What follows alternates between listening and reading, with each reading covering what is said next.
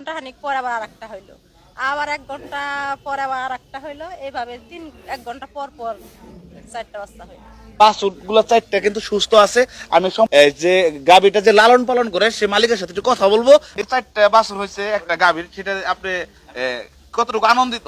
অনেক আনন্দ লাগতেছে। একটা গাভীর 4টা বাচ্চা কখনো তো আগে হয় নাই, কোনো জায়গায়ও হয় না একটা গরুর 4টা বাচ্চা হয়।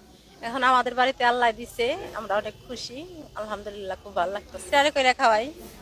ফিটারে করে খাওয়ান? হ্যাঁ, তাতে এটা তো অনেকটা কষ্টকর হয়ে গেছে। হ্যাঁ, অনেক কষ্ট হয়, তো আল্লাহ দিছে। যখন ভর্তি ছিল তখন আসলে আপনি কি কোনোভাবে বুঝতে পারছেন যে একের অধিক বাচ্চা হতে পারে?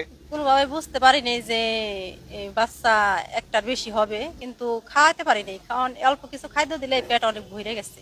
কখনো দেখি একটা বাচ্চা হয়ে রয়েছে, পরে আবার আর একটা বাচ্চা অটোমেটিক এমনিতে হয়ে রয়েছে? হ্যাঁ, পরে আর ঘন্টা খানিক পরে আবার আর একটা হইলো, আবার 1 ঘন্টা পরে আবার আর একটা হইলো, এইভাবে 1 ঘন্টা পর পর 4টা বাচ্চা হইলো। দেখিনি যে 4টা বাচ্চা হয়, একটার পর একটা হইতে লাগলো। আমরা অনেক খুশি, আনন্দ, ভালো লাগছে, খুশি হয়েছি। মায়ের পক্ষে তো কিছু কিছু দুধ থাকে, দুধ আছে।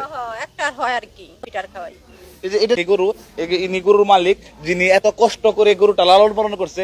আর লালন পালন করার পর আল্লাহ পাক এমন একটা নিদর্শন দেখাইছে, একটা গাভীর 4টা বাচ্চা। বছর হয়েছে, আমরা জীবনে কোনোদিন দেখিনি। শুনছি 2টা করে হয়, বাড়িতে 4টা হয়েছে, আমরা সবাই অবাক।